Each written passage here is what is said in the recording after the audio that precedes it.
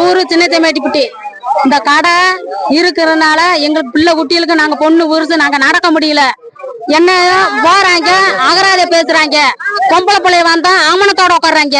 இப்போ பிள்ளைய வந்தா போய் என்ன செய்யறாங்க, அதை திறந்து முழுசா காமிச்சுக்கிட்டு உட்காந்துக்கிட்டு. சின்ன பிள்ளைய ஆடு மேய்க்க போனா என்ன செய்யறாங்க, இந்த குட்டியை சாப்பிட்டா டேஸ்டா இருக்கும் அப்படி கிளைய வேணாலும் சொல்றேன், கொமரி வேணாலும் சொல்றேன்.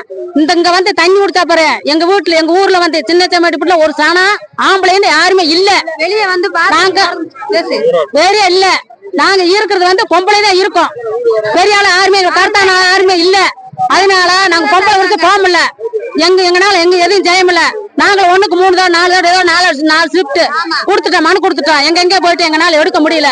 இப்ப நேத்து ஒரு 3 வயசு பிள்ளை, அந்த பிள்ளை விரட்டி இருக்காங்க. விரட்டி முள்ளுக்குள்ள விழுந்து ஓடியாந்து அதை வந்து நாங்க வந்து அவனை அடிச்சு தப்பிச்சு ஓடிப்பிட்டேன். வீடியோ இருக்கு. நாங்கள் என்னென்னமோ போராட்டம் பண்ண இந்த காடை எடுக்கணும்ல. எப்படி கலெக்டர் வராங்க, யாரே வராங்க, கடைசியில் எடுத்துட்டு போயிடுறாங்க.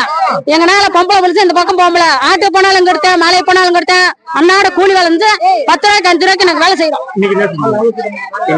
இன்னைக்கே நாங்க போராட்டம் பண்றோம். ஒயின் ஷாப் கடையை எடுக்க கூடாது, வைக்காத, பிற வீட்டுல அனுப்பி வச்சுக்க, இந்த இடத்துல வைக்காத. எங்களுக்கு இந்த இடத்துல வச்சா எங்க பிள்ளை குட்டிகளுக்கு பாதிப்படுது.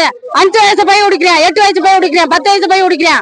குடிச்சிட்டு வந்து கீழே வந்து படுத்து கிடக்க. எவனும் பள்ளிக்கூடம் போனதில்ல, எவனும் பள்ளிக்கூடம் போல, பூரா குடிக்கிறேன். செய்திகளை உடனுக்குடனும் துல்லியமாகவும் தெரிந்து கொள்ள சப்ஸ்கிரைப் பண்ணுங்க.